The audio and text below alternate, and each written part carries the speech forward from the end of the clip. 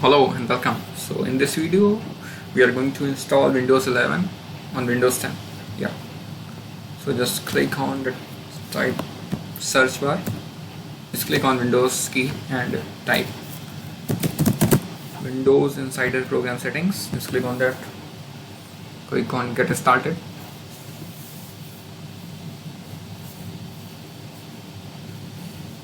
Click on Link an account, or where you can select any of your Microsoft accounts.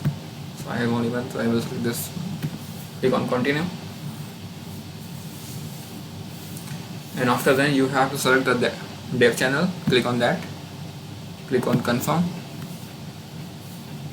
Confirm again.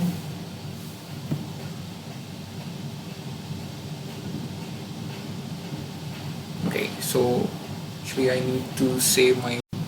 Hey, so after restarting your system, you have to go into the Windows Update section, and where you will see the Windows 11 is downloading, and wait for the downloading has been done, and after that you can install Windows 11 on your system. I'm just pausing the video and resume from the installation process. Yeah.